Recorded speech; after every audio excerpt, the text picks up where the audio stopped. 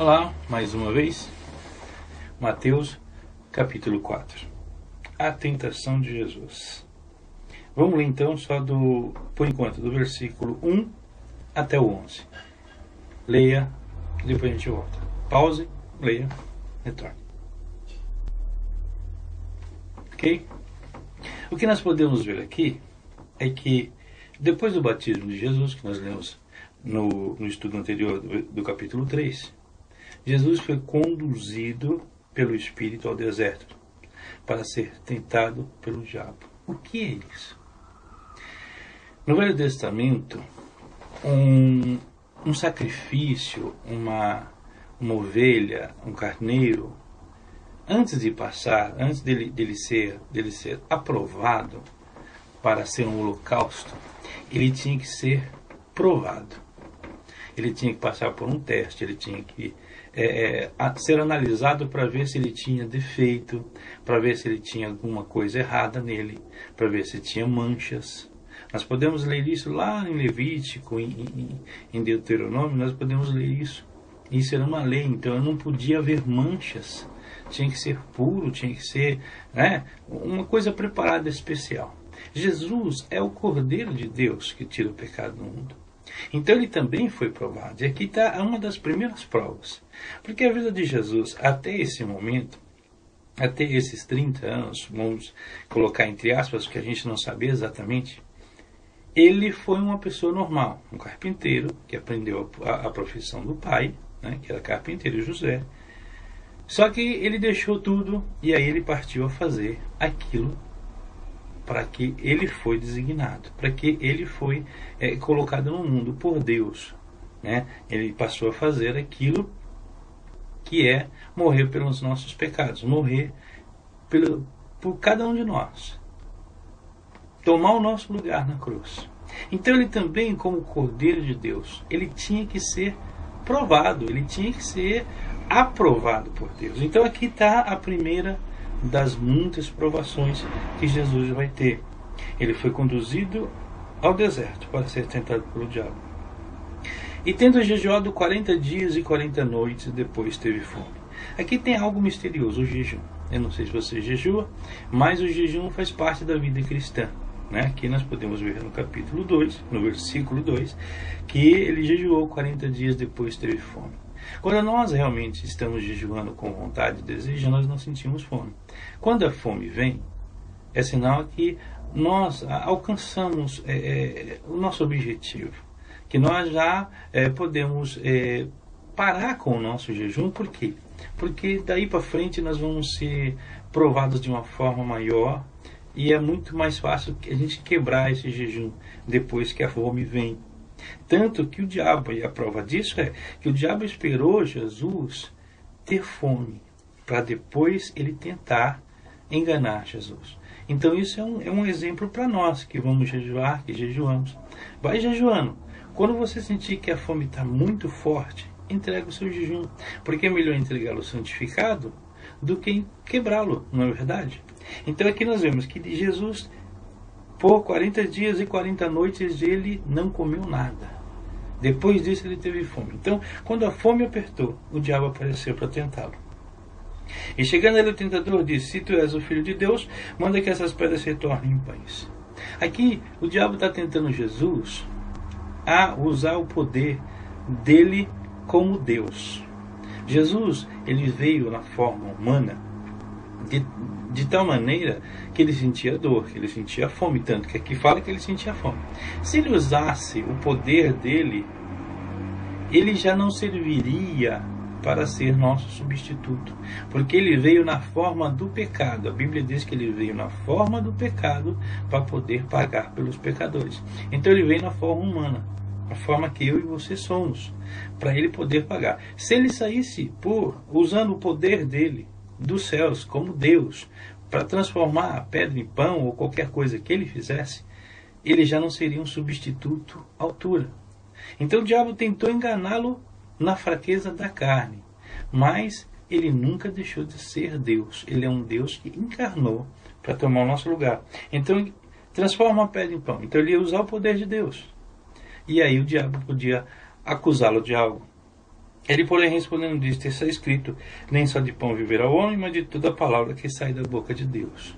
Então aqui nós vemos que Jesus estava com fome, estava sentindo fraqueza, mas ainda era Deus. Ele estava cheio da sabedoria do céu. Então, nem só de pão viverá o homem. É um ensinamento para nós, mas de toda a palavra que sai da boca de Deus.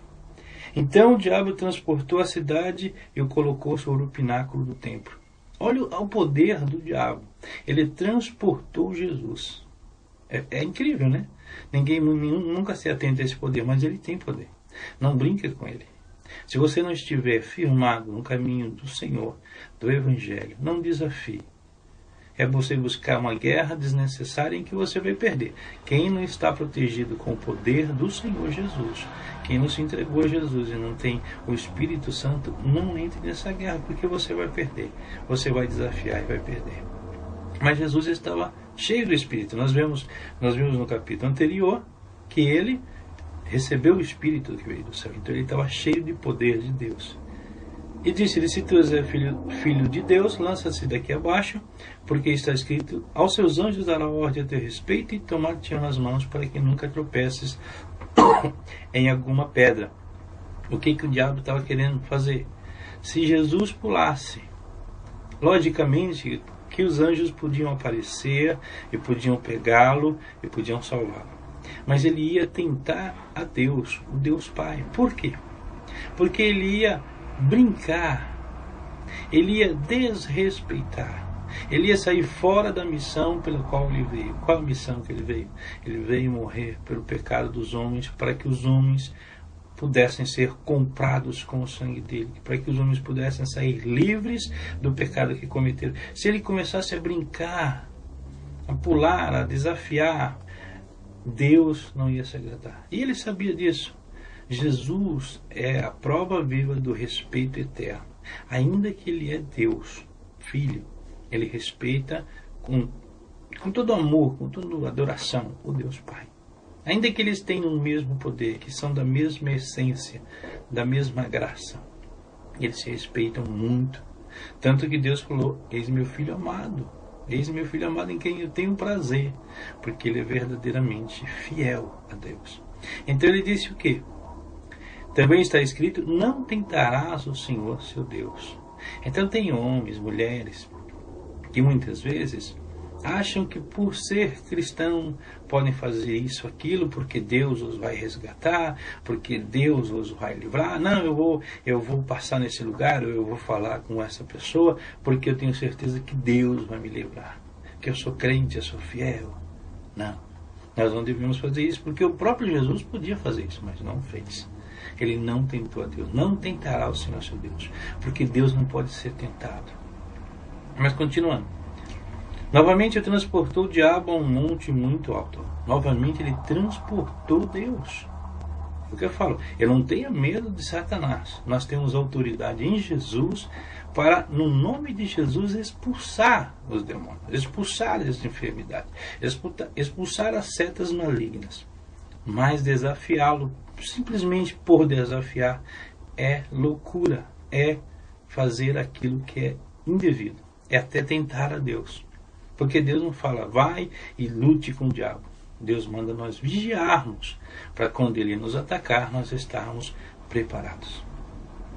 E disse-lhe, vamos lá, novamente transportou o diabo a um monte muito alto e mostrou-lhe todos os reinos do mundo e a glória deles. E disse-lhes: tudo isso te darei, se prostrado me adorares. Se Jesus adorasse a Satanás, ele ia quebrar um dos mandamentos mais importantes: só adorarás ao Senhor teu Deus. A mais ninguém, nem estátua, nem santo, nem nada. Nada pode ficar no lugar, na parte da adoração, no lugar de Deus. Nenhuma parte, mas na adoração principalmente. Olha o que Jesus respondeu. Então disse-lhe Jesus: vai-te, Satanás, porque está escrito: ao Senhor teu Deus adorará e só a Ele servirá. Por que nós, cristãos, muitas vezes criticamos pessoas que seguem religiões que têm santos, principalmente de pessoas mortas como São Paulo, São Pedro, ou então os orixás, né? Aquelas coisas da Umbanda, do budismo, que são adorações a pessoas mortas, que não podem interceder por nós. Nós temos um Deus vivo, no qual ele se fala e ele escuta e te atende. Nós temos um Deus vivo, que você pode clamar por ele e ele te ajudar imediatamente numa situação de desespero, de socorro, de consolo, de coração, de cura, de milagre, de prodígio. Por que nós vamos nos prostrar diante de uma imagem e pedir que ela interceda por nós junto a Deus? Se nós temos abertura de falar com Deus. Por isso Jesus veio à Terra. Por isso Jesus passou por o que ele passou, que nós vamos estudar. Para que nós tivéssemos acesso a Deus. Mais na frente nós vamos ver que quando Jesus morreu, abriu-se o véu do templo. O que é isso? O véu do templo era uma divisão. Quem não era sacerdote, quem não estava autorizado a entrar, não podia entrar ali onde estava o Santo dos Santos, que é onde estava a Arca do Concerto. Quando Jesus morreu, esse véu foi partido de cima a baixo.